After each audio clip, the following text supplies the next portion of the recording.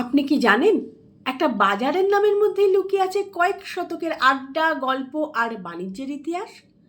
বৈঠকখানা নামের মধ্যেই আছে এক অদ্ভুত রহস্য।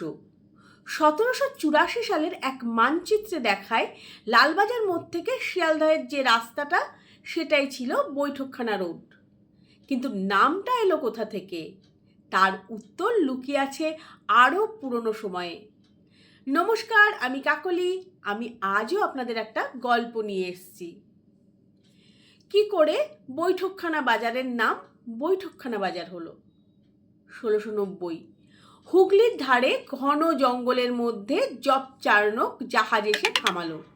মজার বিষয় হচ্ছে, তার প্রথম পছন্দ কিন্তু কলকাতা ছিল না। তিনি চেয়েছিলেন শ্রীরামপুরেই ঘাঁটি করতে।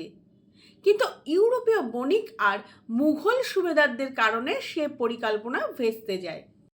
শেষমেশ চার্নক এসে থামলেন সুতানুটি কলকাতার জঙ্গল ভরা এলাকায়। নদীর ধারে ব্যবসা করতে তিনি মিশে গেলেন স্থানীয় ব্যাপারীদের সঙ্গে। গড়গড়ায় টান, ঢিলে পাজামা কামিজ আর গল্পের আড্ডায় হয়ে উঠলেন একেবারে এদেশি। ওই আড্ডার আসর জমতো এক বিশাল গাছের তলায়। আজকের বউবাজার স্ট্রিট যেখানে লোয়ার সার্কুলারের সঙ্গে মেশে, সেই জায়গাতেই নাকি ছিল গাছটা।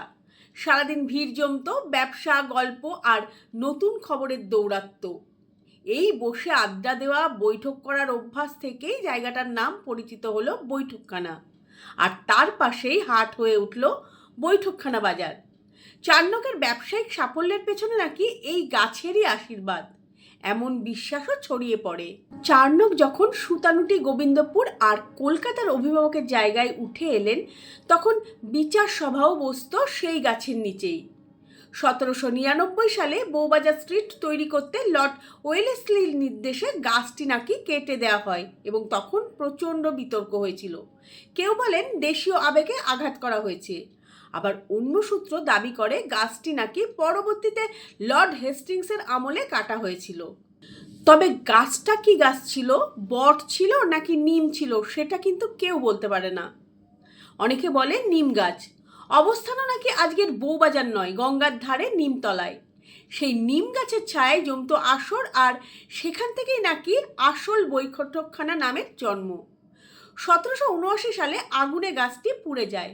কেন তা কেউ জানে না। আজকের বৈঠকখানা বাজার সেই রকমই আছে, সে গাছটা নেই, আড্ডার সেই ঠেকও নেই, কিন্তু স্মৃতি আছে। কলকাতার ব্যস্ত রাস্তায়, দোকানে আর মানুষের ভিড়ের মাঝে আজও বেঁচে আছে বৈঠকখানা বাজার। এক গাছের ছায়ার শুরু হওয়া আড্ডা আর বাণিজ্যের কয়েকশো বছরের ইতিহাস। কেমন লাগলো আজকের গল্প? ভালো লাগলে লাইক, শেয়ার আর কমেন্ট করবে। ভালো থাকবে সবাই।